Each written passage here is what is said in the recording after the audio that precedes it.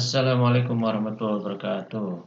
Alhamdulillahirabbil alamin. Hari ini jumpa lagi dengan saya di pelajaran geografi kelas 10 tentang dinamika litosfer dan pedosfer ya. Tentu saja tidak semua yang kita bahas tentang litosfer maupun pedosfer, ada beberapa hal yang kompetensi dasar yang kita pelajari, jadi tidak semuanya ya. Nah, kompetensi dasar yang kita pelajari dalam pertemuan kali ini adalah menganalisa dinamika litosfer ya, dan dampaknya terhadap kehidupan. Nah, tujuan pembelajarannya untuk pertemuan kali ini adalah memahami karakteristik lapisan bumi. Kemudian yang kedua memahami jenis-jenis batuan ya. Alhamdulillah, kabar kalian baik-baik saja kan? Mari kita lanjutkan pembelajaran hari ini ya. Nah, bicara tentang litosfer, nanti yang kita pelajari ini yang pertama adalah struktur dan komposisi perlapisan bumi.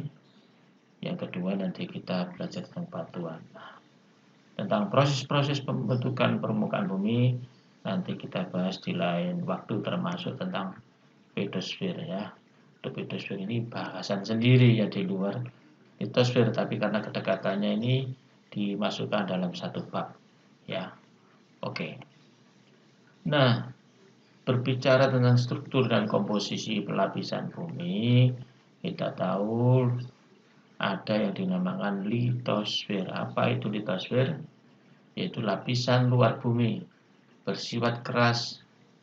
Nah, litosfer juga sering disebut sebagai kerak bumi ya. Menurut Holmes, kerak bumi dibagi menjadi 3, yaitu bagian atas.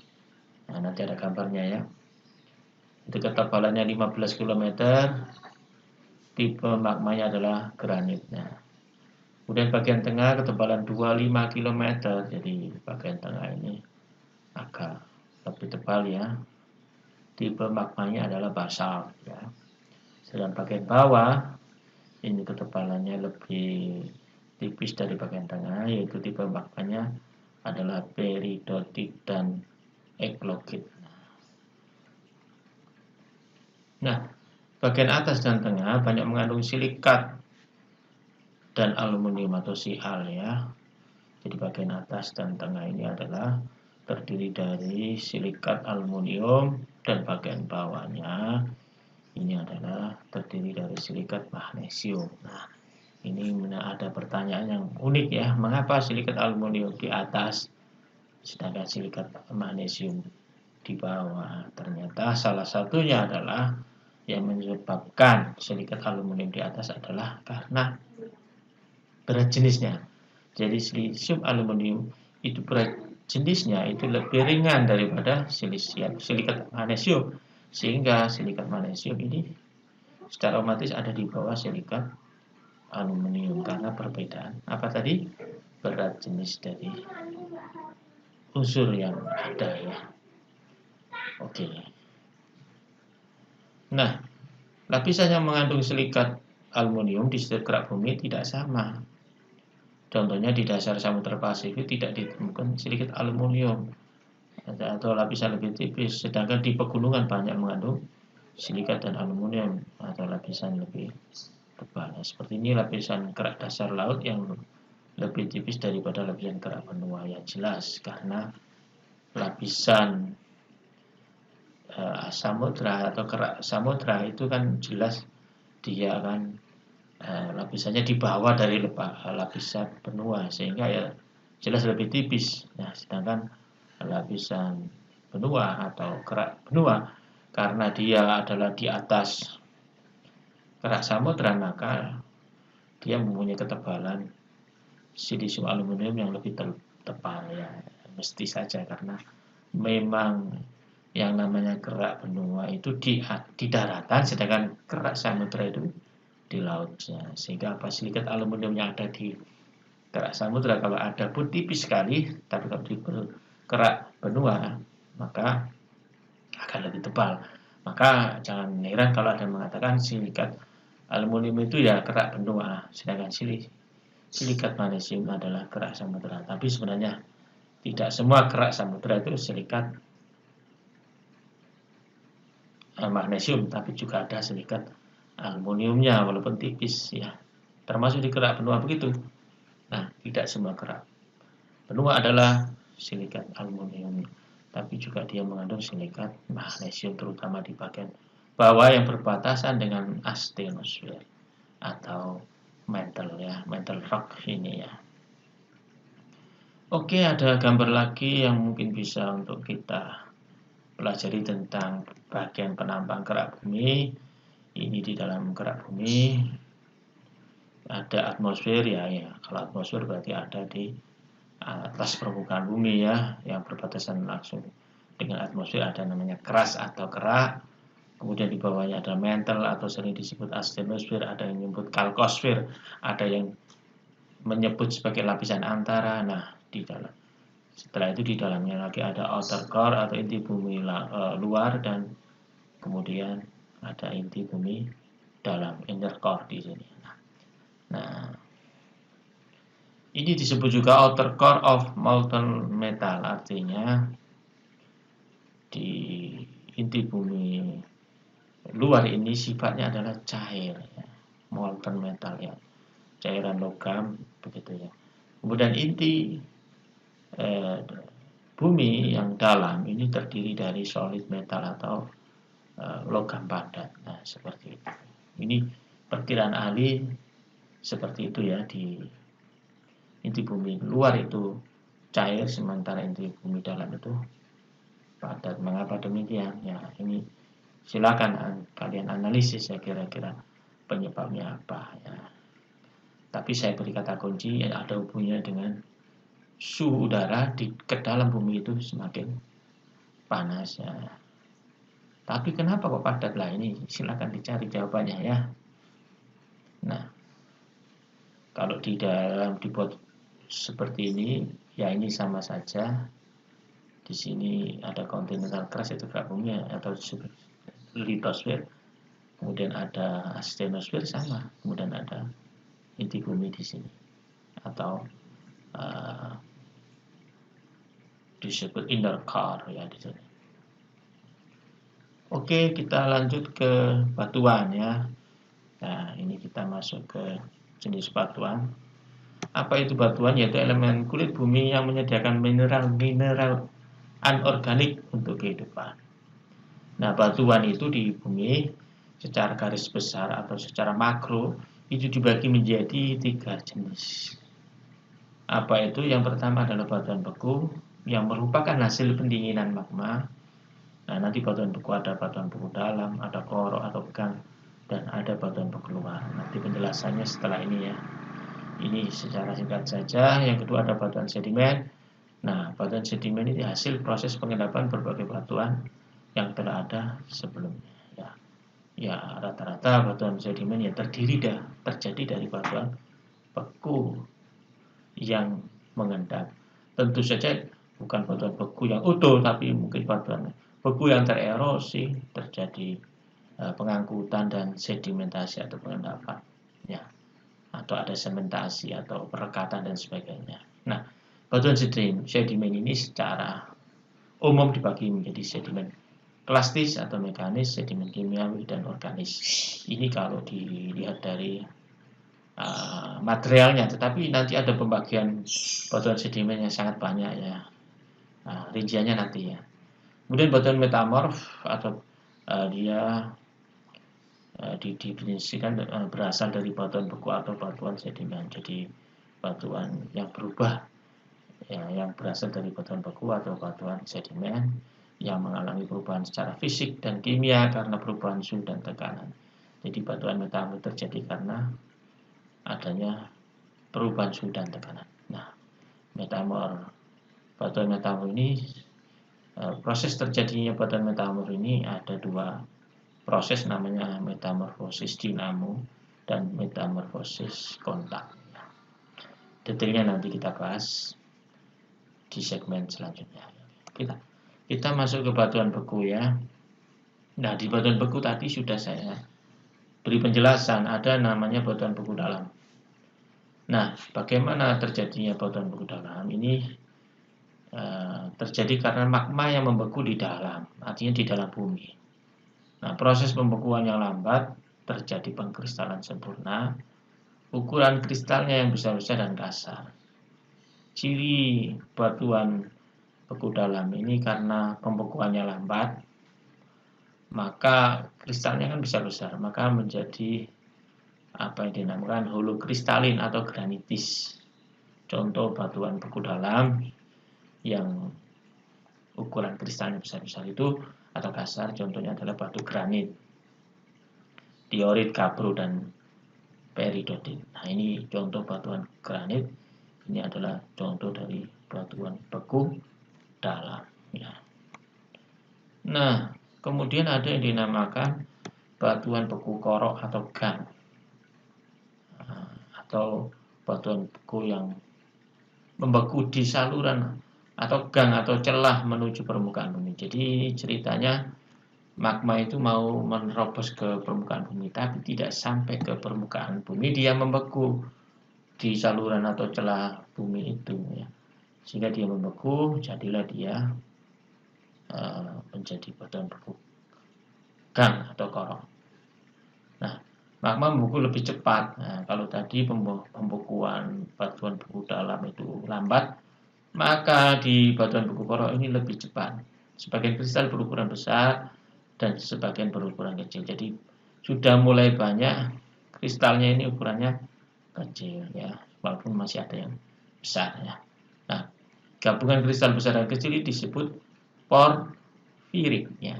Maka contoh dari batuan beku gang atau korok ini misalnya adalah porfir granit, porfir, dan gabbro. Nah, yang di atas inilah contoh dari porfir gabbro. Yang di bawah ini adalah porfir granit. Nah, ini contoh dari batuan beku korok atau gang, ya. Kita lanjut pada batuan beku luar sekarang, ya. Nah, bagaimana proses terjadinya? Jadi magma yang keluar ke permukaan bumi disebut lava. Lava mengalami proses pendinginan yang sangat cepat, maka terjadi kristalisasi yang cepat, bahkan tidak mengalami proses kristalisasi. Maka menjadi batuannya itu membentuk batuan kristal halus, bahkan tidak berkristal atau amorf, ya, sering disebut amorf. Nah, contoh obsidian, riolit, andesit, basalt, komatit. Nah, ini contoh obsidian yang bening, seperti tidak ada kristalnya. Ya, obsidian ini merupakan contoh batuan beku luar yang sering digunakan untuk hiasan, seperti akik, dan juga dia tajamnya, terkenal cukup tajamnya obsidian. Nah, contoh tadi obsidian, riolit, andesit, basalt, komatit. Nah, ini prosesnya misalnya granit membeku di luar menjadi riolit. Ini kalau granit itu kan termasuk batuan beku dalam. Tapi kalau dia membeku di luar menjadi riolit, diorit membeku di luar jadi andesit. Nah, ini. Jadi asalnya riolit itu dari granit, tapi granitnya membeku di luar. Sementara yang andesit berasal dari diorit yang membeku di luar. Nah, ini gabbro itu kalau dia membeku di luar menjadi basalt, peridotit menjadi komatit. Jadi antara batuan beku dalam, gang, dan luar itu ada hubungannya, ya. Hanya saja kalau istilah batuan beku dalam, luar dan gang itu adalah tempat membekunya di mana, itu saja, ya. Oke, kita lanjutkan ke batuan sedimen. Nah, bicara tentang sedimen ini, kata sedimen itu dari kata sedimentasi atau pengendapan. Berarti batuan sedimen adalah batuan yang terjadi karena proses pengendapan. Nah, jenisnya batuan sedimen ini ada 3, ya, kalau menurut materialnya. Yang pertama adalah batuan yang terdiri dari kelompok batuan atau fragmen-fragmen hasil proses pelapukan mekanik.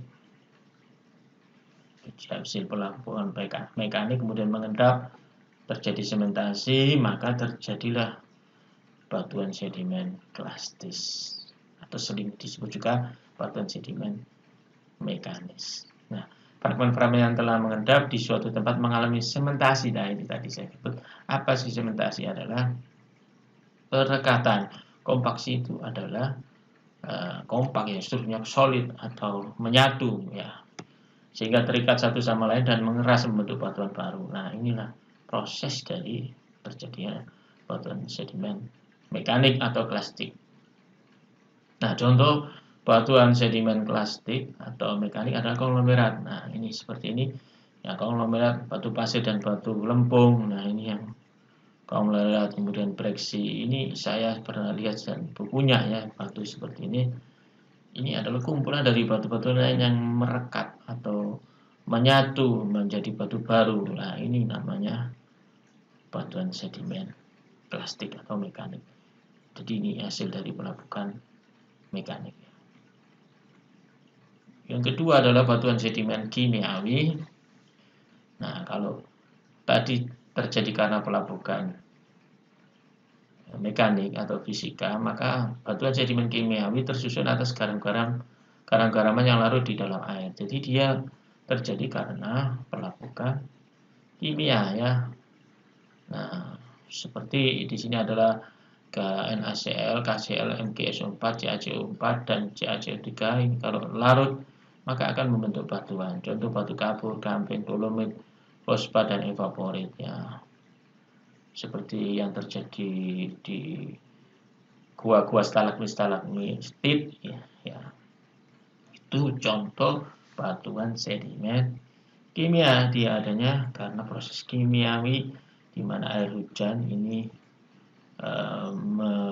meluruhkan batuan kapur, akhirnya menjadi batuan sedimen kimiawi yang dinamakan stalaktit yang di atas, dan yang di bawah namanya stalagmit. Nah, batuan sedimen yang ketiga adalah batuan sedimen organis, disebut batuan hidrokarbon, gabungan antara karbon, nitrogen, dan oksigen yang terbentuk oleh bahan-bahan organik.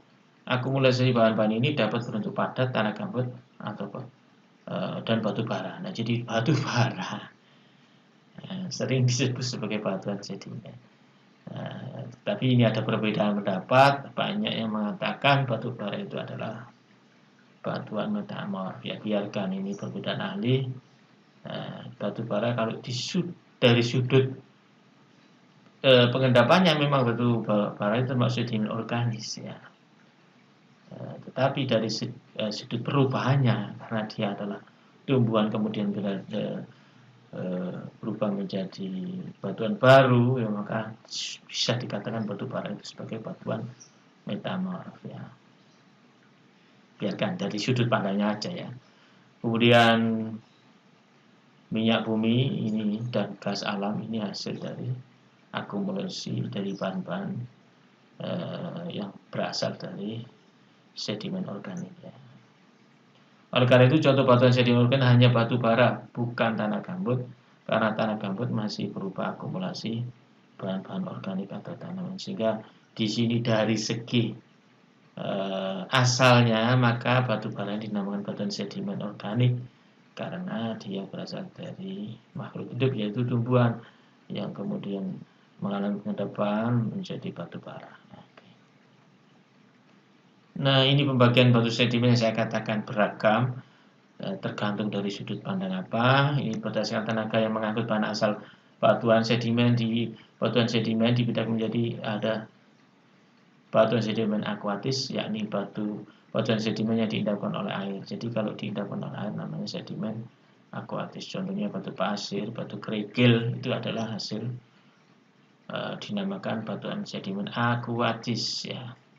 Kemudian ada yang dinamakan batuan sedimen airis, kalau tenaga pengangkutnya adalah angin. Nah, contohnya adalah sendun. Nah, sendun di Parangtritis, saya pernah di sana. Ini adalah sendun, ini adalah dinamakan sedimen airis atau aeolis. Ada sedimen glasial. Nah, ini diendapkan oleh es. Nah, namanya adalah moraine ya. Nah, kalau berdasarkan tempat terjadinya pengendapan digolongkan menjadi ada sedimentaristis, marin, fluvial, limnis, glasial. Nah, taristis itu di daratan, kalau tempat mengendapnya di daratan.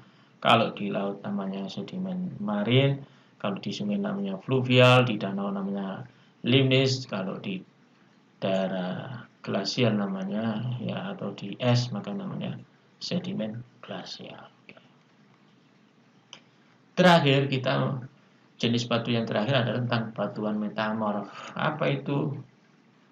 Nah, bicara tentang batuan metamorf ini asal batuan metamorf adalah batuan beku dan sedimen. Jadi batuan metamorf itu berasal dari batuan beku dan batuan sedimen yang mengalami perubahan menjadi batuan baru akibat dua hal, yaitu suhu dan tekanan, dan tambah faktor waktu yang lama. Jadi perubahan untuk menjadi batu baru dari batuan sedimen atau beku itu tidak bimsalakim, tapi mengalami proses waktu yang lama. Nah, perubahan sifat batuan tersebut karena proses diagnesa dan metamorfosa. Nah, diagnesa itu perubahan yang suhu dan tekanan yang kecil sehingga ciri batuannya asalnya masih tambah. Contohnya konkresi. Nah, proses diagnesa atau perubahan batuan yang masih kelihatan unsur lamanya itu namanya konkresi. Nah, itu belum dinamakan metamorf. Sedangkan metamorfosa adalah perubahan wujud batuan sehingga bentuk dan susunan dari batuan semula tidak tampak. Nah, itu baru dikatakan kalau sudah berubahnya itu unsur yang lama tidak tampak, itu baru dinamakan batuan metamorf. Nah, metamorfosa sendiri itu ada dua jenis, yaitu metamorfosa dinamo dan ada metamorfosa kontak. Nah, dua-duanya itu dipengaruhi oleh suhu dan tekanan, tetapi di metamorfosis dinamo itu pengaruh tekanan lebih dominan daripada pengaruh suhu. Tapi di metamorfosis kontak itu pengaruh suhunya yang lebih dominan.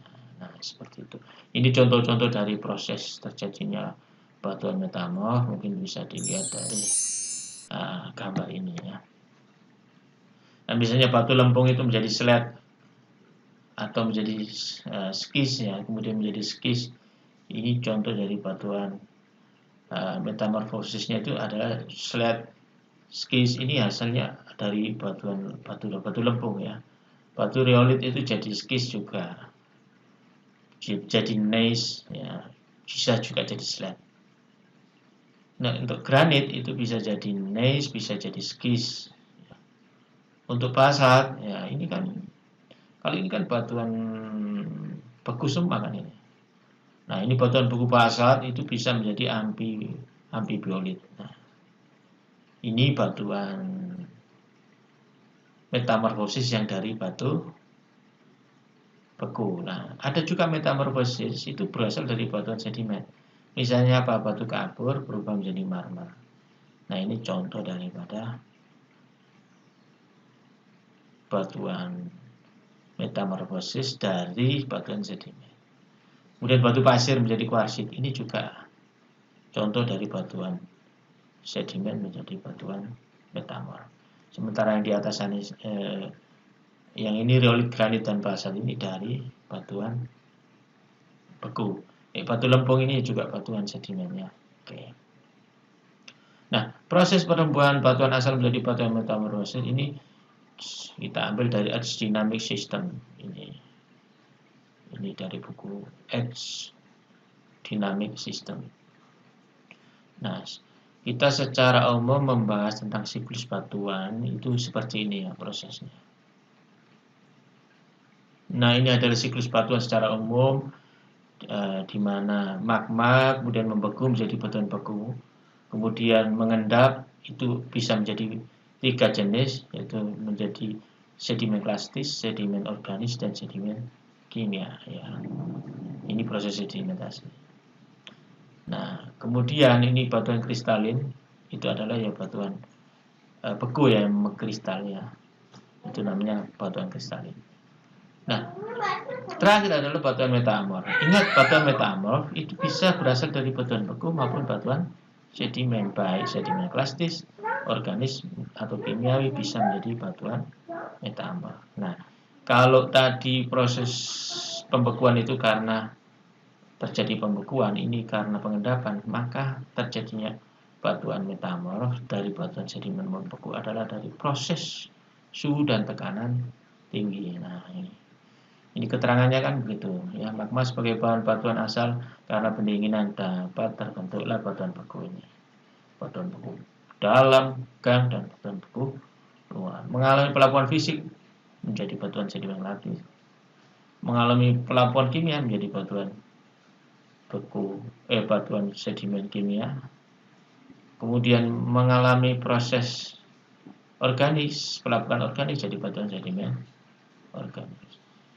Nah, sedimen organis kimia maupun klastis ini bisa menjadi batuan metamorf karena proses pengaruh suhu dan tekanan. Nah, maka terjadi batuan metamorf mengalami pemanasan, kemudian terjadi proses magmatisasi, maka jadi magma lagi. Jadi muter ya, siklus. Akhirnya terjadi namanya siklus batuan. Demikian pertemuan hari ini, yaitu kita sudah membahas tentang apa tadi? Tentang perlapisan bumi dan jenis-jenis batuan. Sampai di sini kita ketemu lagi di pertemuan mendatang yang masih berkenaan dengan litosfer bagian yang kedua. Mari kita tutup pertemuan ini dengan doa akhir majelis dan salamnya. Subhanallah. Kita akhiri dengan doa akhir majelis. Subhanakallah bihamdika asyhadu an la ilaha illa anta astaghfiruka wa atubu ilaik. Assalamualaikum warahmatullahi wabarakatuh.